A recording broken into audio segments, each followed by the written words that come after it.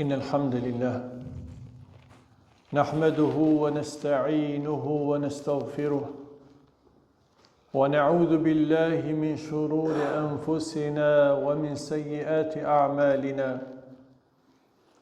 من يهده الله فلا مضل له ومن يضلل فلا هادي له وأشهد أن لا إله إلا الله وحده لا شريك له وأشهد أن محمدًا عبده ورسوله صلى الله عليه وعلى آله وأصحابه وسلم تسليما كثيرا.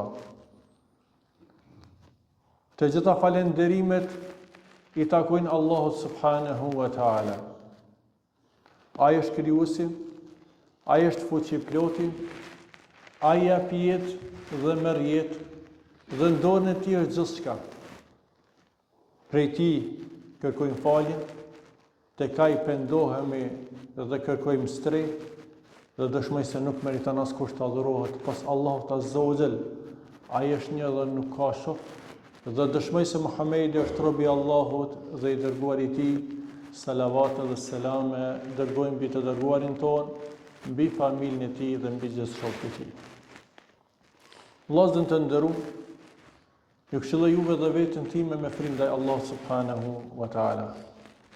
Ti kemi frikën Allahut azza wa jall kudo që jemi. Veprën e gabuar ose të keqe ose lëshimin që e bëjmë, ta pasojmë me një vepër të mirë, sepse e mira e shlyn të keqen. Edhe me njerëzit e sillen me mirë. Kam gjithë sot që këtë filve flasim rreth një ajeti kuranor, e që Kurani është përplot këshilla, përplot përkujtime, prej tyre edhe ky ajet kuranor, ku Allah azza wa jalla thot: Allahu yatawaffa al-anfusa hina mautiha wallati lam tamut fi manamiha. Vazhdon ajeti.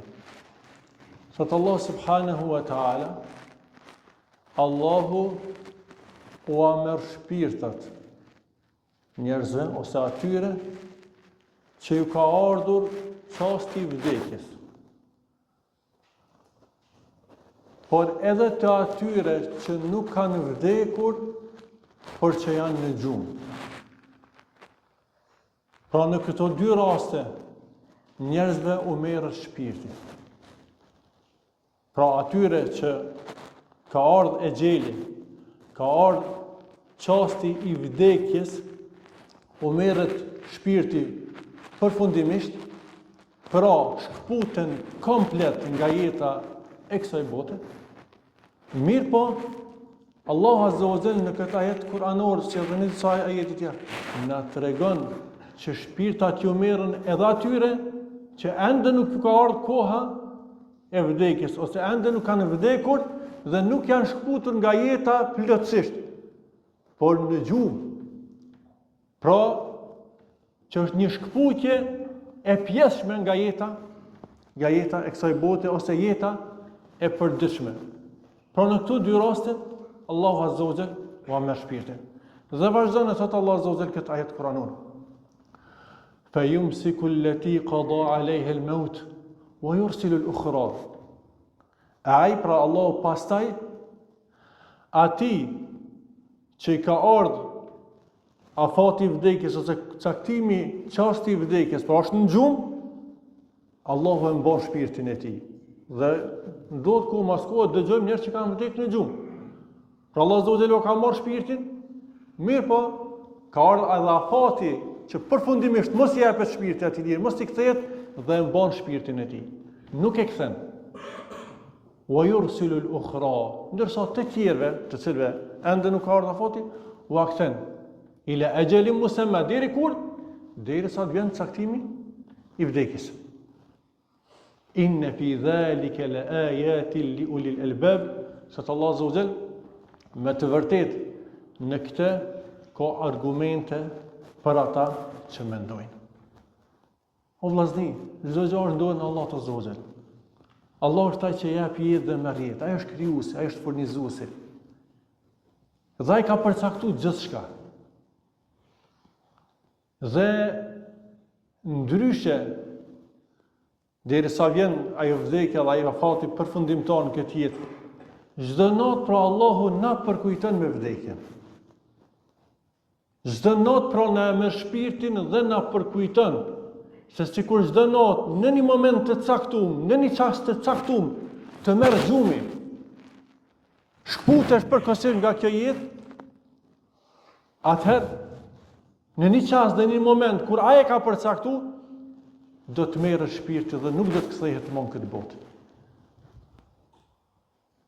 Dhe këtë besimtari e kujton gjithëherë në duat e tij para vdekjes. Prej duave të cilat i themi para se me fjet, është edhe duaja Bismik Allahumma emutu wa ahya. Me emrin tënd o Allah, vdes dhe jetoj. Qëllimi është, pra me emrin tënd binë në gjumë, dhe vdes me vdekjen, që shaqun Ibn Qayyim rahimahullah, vdekje e vogël. Pra me emrin tënd, më zën gjumë, dhe vdes me vdekjen e vogël, dhe me emrin tënd dhe lejen tonë, jetoj, pra i kthehem normalitetit, i kthehem jetës, dhe kthehena në jetën e zakonshme. E që kjo, ose këtë përkujtim, ose këtë do kur të thojmë, do të thojmë me shpirt dhe me mendje, jo vetëm fjalë goje. Po t'jemi të bindën pra se çdo gjë që e bëjmë vetëm me lejen Allah të Zotit. Dhe t'jemi të bindën se sikur ky moment i gjumit që po vjen, kështu do të vjen edhe vdekja. Sikur se ai moment ku zgjohemi nga gjumi, pra pas kësaj shkputje, qoftë zgjohemi nga gjumi pas një pushimi dhe çlidhje që kemi pas, qoftë zgjohemi nga gjumi nga drita e fortë ose nga zoni i ngritur në alarm ose diçka tjetër, pa marrë parasysh në një moment që shtu do t'i fryhet edhe buris dhe do të rinjallemi të gjithë para Allahut azza wa jall.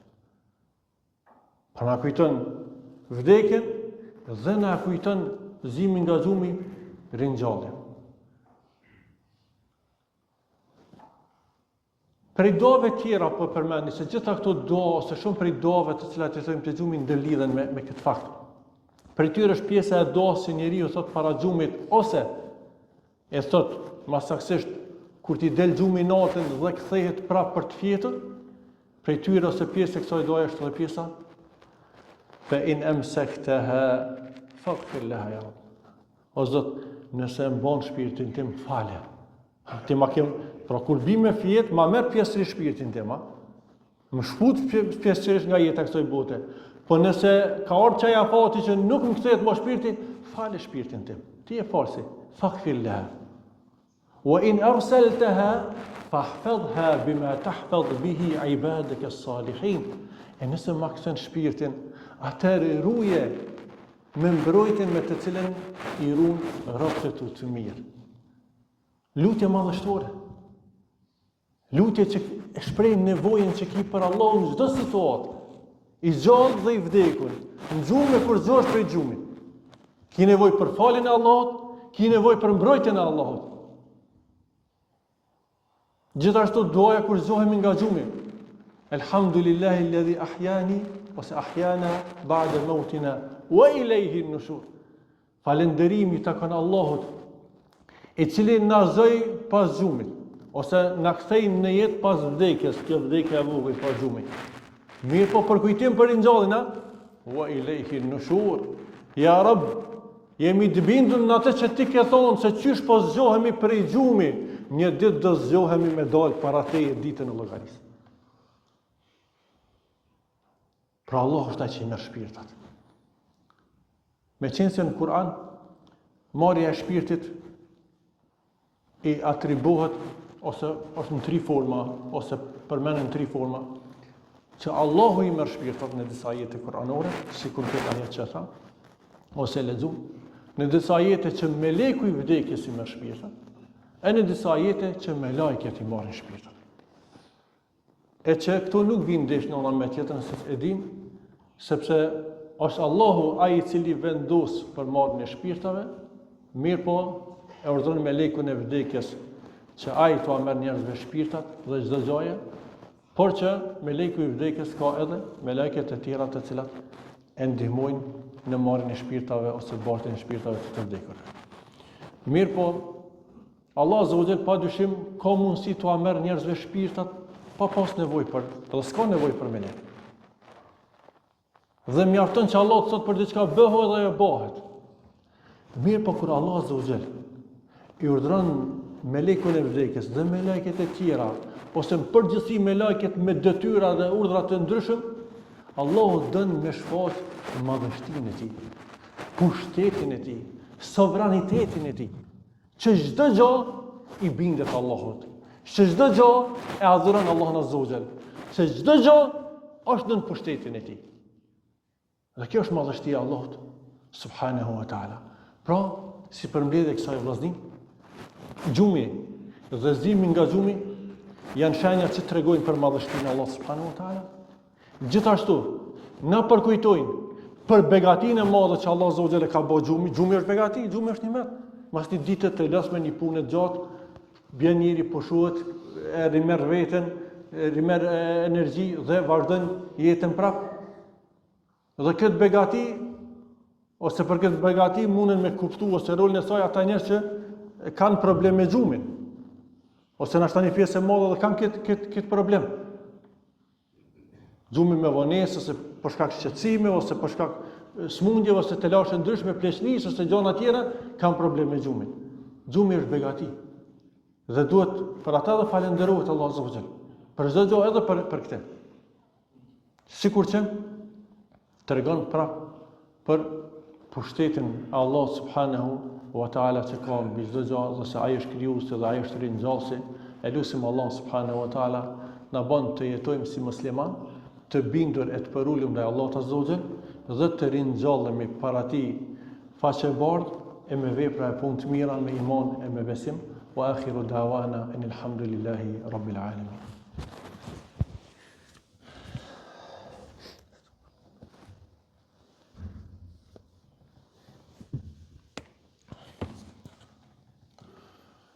Bismillah, alhamdulillah, wassalatu wassalamu ala rasulillah.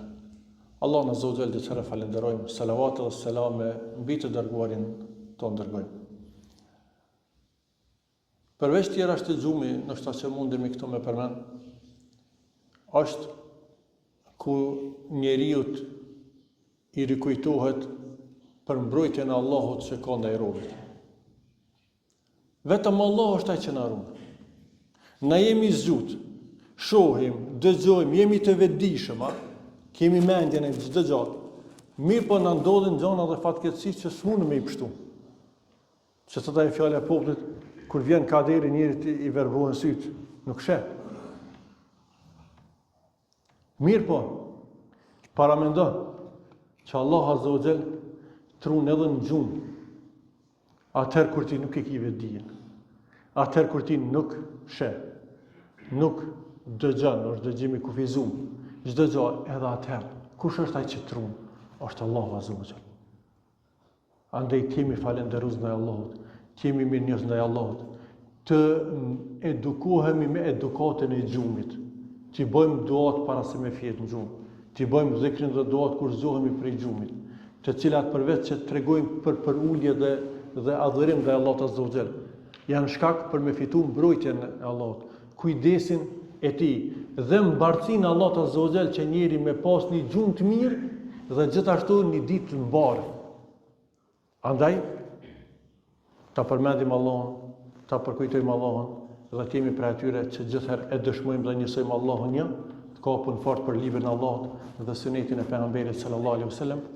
Allahumma salli ala Muhammedin wa ala ali Muhammed, kama sallaita ala Ibrahim wa ala ali Ibrahim innaka Hamidum Majid.